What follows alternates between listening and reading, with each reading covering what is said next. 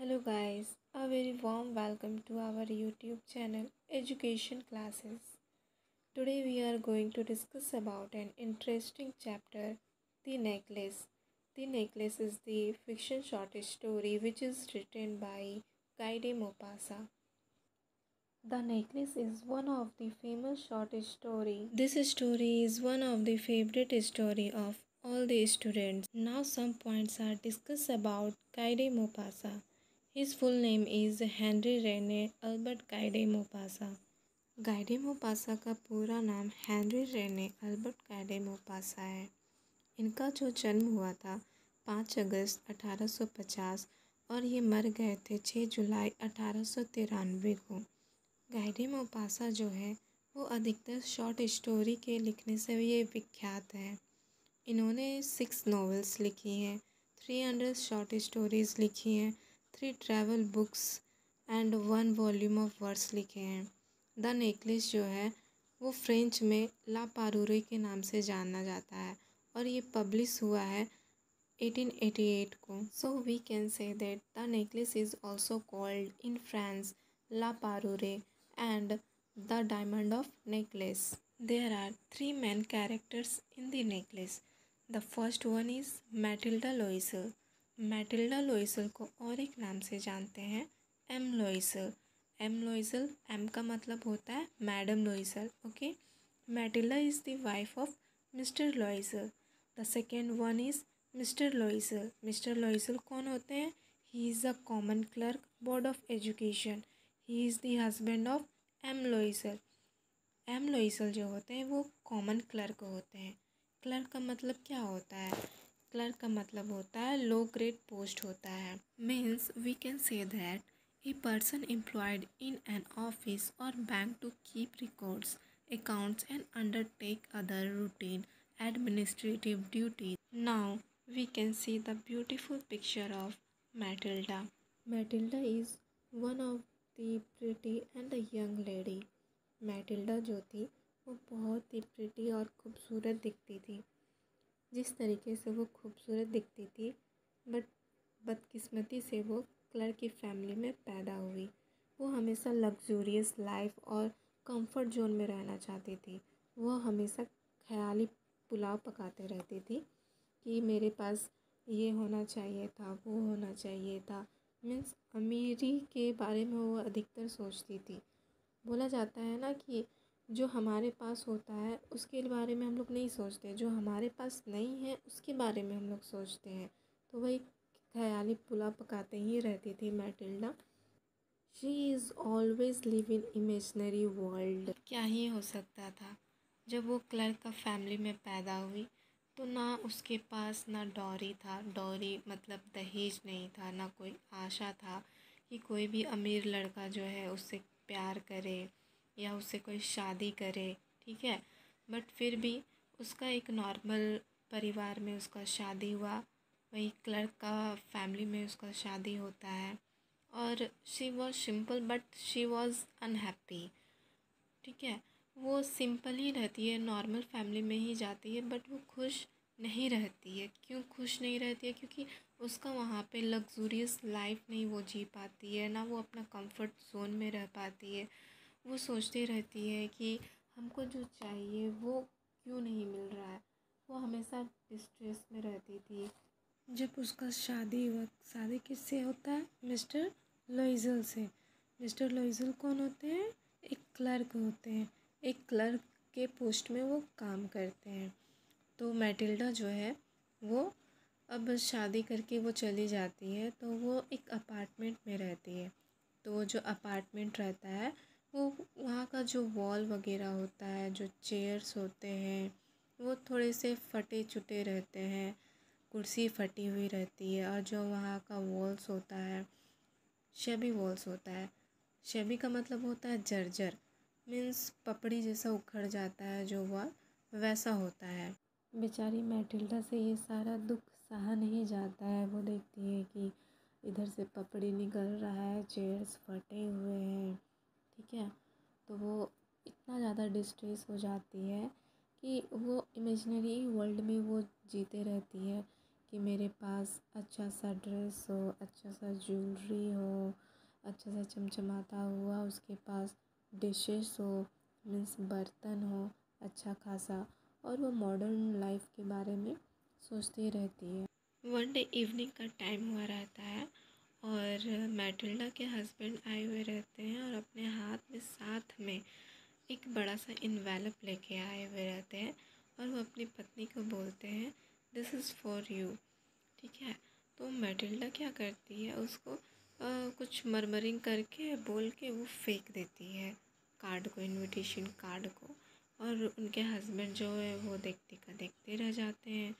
वो बोलते हैं कि ना तो मेरे पास कोई अच्छा सा ड्रेस है, ना कोई अच्छा सा ज्वेलरी है जो मैं बाहर पहन के जाऊँ। बेचारा इतना इनोसेंट पति रहता है, वो मैटिल्डा के बारे में वो इतना सोचते हैं।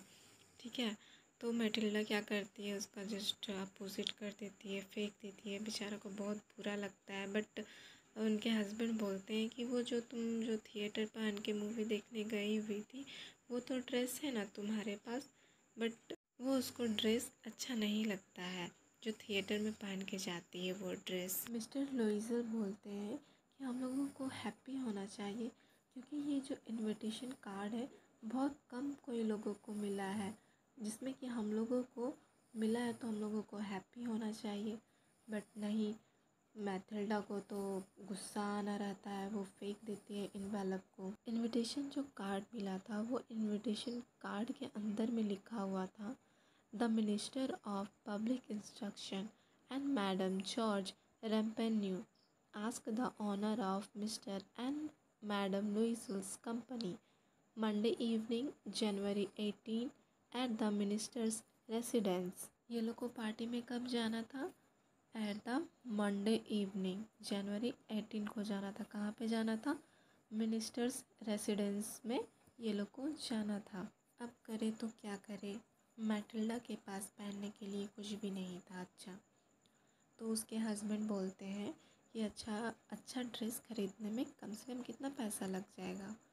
तो उसकी पत्नी सोच के बोलती है एग्जैक्टली तो पता नहीं, लेकिन 400 फ्रैंक्स लग जाएंगे। अब उसका हस्बैंड जो है वो 400 फ्रैंक्स वो सेविंग करके रखा हुआ रहता है क्योंकि उसको गन खरीदने का रहता है। बट पत्नी की खुशी के आगे चल ही क्या सकता है, तो वो 400 फ्रैंक्स जो है वो दे ही देता है। और उससे क्या करती है मैटिल्डा, वो एक सुंदर सा एकदम प्यारा सा वो ड्रेस खरीद लेती है जो कि बहुत ही खूबसूरत होता है वो ड्रेस। अब तो नया ड्रेस खरीदा गया मैडम लुइसल का, लेकिन ड्रेस के साथ मैचिंग ज्वेलरी नहीं था, जिसके कारण से वो बहुत दिनों से थोड़ा सैड दिख रही थी, डिस्ट्रेस दिख रही थी। तो उनके हस्बैंड बोलते हैं कि अब क्या हो गया तुम्हें? तो बोलती है कि मेरे पास मैचिंग ज्वेलरी नहीं है पहनने को। तो उनके हस्बैंड जी रिप्लाई देते हैं कि नेचुरल फ्लावर जो है तुम्हारे में बहुत अच्छा दिखेगा क्योंकि सीज़न भी चल रहा है। तो वो बोलती है कि फ्लावर अच्छा नहीं दिखेगा, ठीक है, क्योंकि उसको वो जो लुक दे रहा है वो अच्छा नहीं दिखेगा, लुक एकदम वो पॉवर्टी स्ट्राइकिंग लुक देगा, ठीक है, तो वो अच्छा नहीं लगेगा। तो उसके हस्बैंड रिप्लाई देते हैं कि तुम अपनी फ्रेंड से बोरो कर लो तब ज्वेलरी जो होता है। तो वो सोचे कि अच्छा आइडिया मिला है, तो वो क्या करती है, मैडम फॉरेस्टियर के पास वो जाती है और वो पूछती है कि मतलब कि मुझे ज्वेलरी चाहिए, मैचिंग ज्वेलरी चाहिए, आपसे हमको बोरो करना है, ठीक है, तो मैं कुछ दिनों में लौटा दूँगी आपको, एक पार्टी में जाना है, ऐसा बोलती है वो।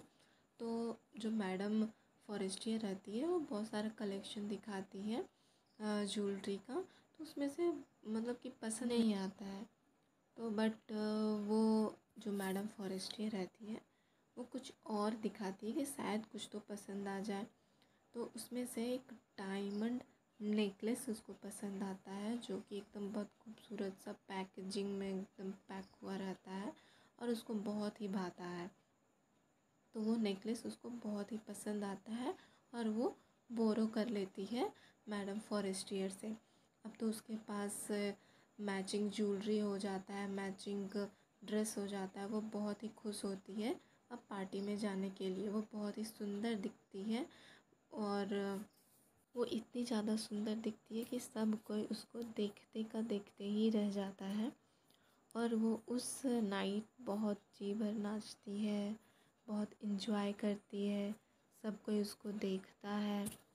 फाइनली मैथिल्डा का ड्रीम जो होता है वो पूरा होता है, उसको जो चाहिए रहता है वो कंप्लीट हो जाता है। और जब पार्टी एंड हो जाता है तो वो लोग दोनों कैब बुक करते हैं और घर वापस आते हैं 4 बजे सुबह को। जब मैथिल्डा घर वापस आती है तो वो सोचती है कि आज तुम बहुत खूबसूरत दिख रहे, तो क्यों ना हम मिरर के सामने हम देख लें, ठीक है।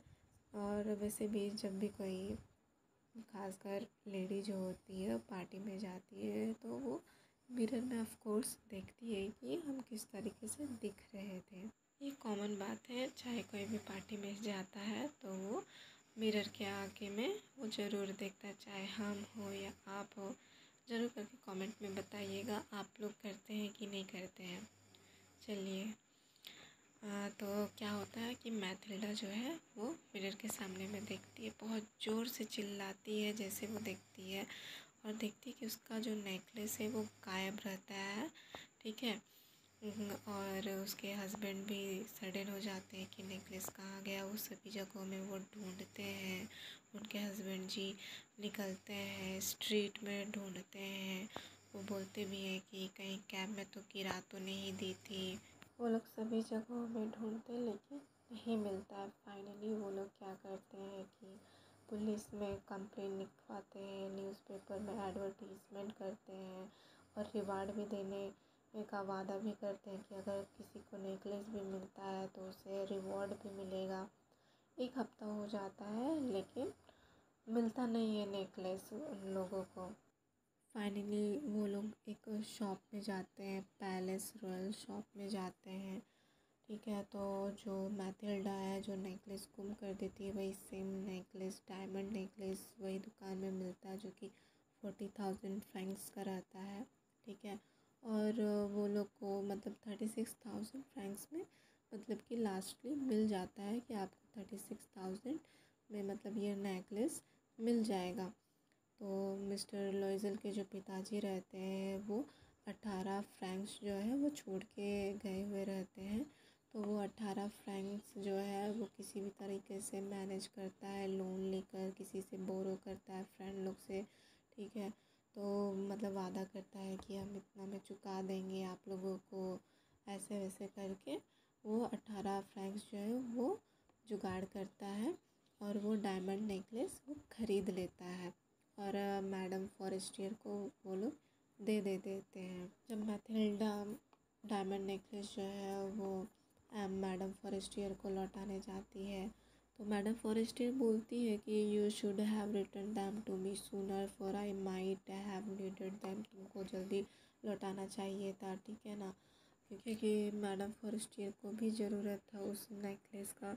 बट मैडम फॉरेस्टियर को मिल चुका था नेकलेस, वो बिना खोले हुए वो ले लेती है। अब ये लोग का स्थिति बहुत ही बदतर हो चुका था। ये लोग जिस अपार्टमेंट में रहते थे वो उस अपार्टमेंट को छोड़ दिए थे। जो मिस्टर लॉयज़ल है वो एक्स्ट्रा जॉब करते थे, एक्स्ट्रा मेहनत करते थे ताकि उनको जो कर्ज था वो कंप्लीट हो जाए, ठीक है, जो लोन था वो कंप्लीट हो जाए।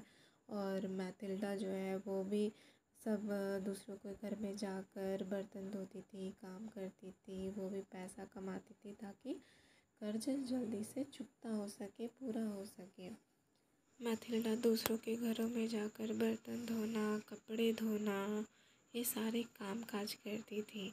ये सारे काम काज करते करते उसके हाथ घिस गए और वो पहले बोल पार्टी के बारे में वो सोचने लगती थी कि वह कितनी खूबसूरत दिखती थी, लेकिन सिर्फ एक नेकलेस की वजह से उन लोगों की लाइफ बहुत ही बदतर हो चुकी थी। एक इवनिंग के टाइम में वो जब वॉक करती है तो वो देखती है कि एक छोटा बच्चा और साथ में उसकी माँ रहती है जो कि मैडम फॉरेस्टियर रहती है। वो अभी भी वो दिखने में बहुत ही जवान और बहुत ही खूबसूरत रहती है। वो उससे बात करना चाहती है। वो उसे टोकती भी है, मतलब बोलती भी है कि मैडम फॉरेस्टियर आप हैं। तो मैडम फॉरेस्टियर जो होती है वो नहीं पहचान पाती है मैथिल्डा को। वो तो सडन हो जाती है, क्योंकि मैथिल्डा जो है पहले से बहुत ही मतलब कि बदसूरत दिखने लगी थी। वो बूढ़ी हो चुकी थी, बाल पके हुए नज़र आ रहे थे, जिसके कारण से मैथिल्डा को पहचाना बहुत ही मुश्किल हो गया था। मैथिल्डा है वो अपना सारा स्टोरी बताती कि किस तरीके से तुम्हारा नेकलेस जो है वो गुम हो गया था बॉल पार्टी में, और आज हम लोग ऐसा स्थिति में पहुंच गए हैं। तो 10 साल हो चुके हैं कर्ज को पूरा करते करते, और हमारी ये हालत हो गई है।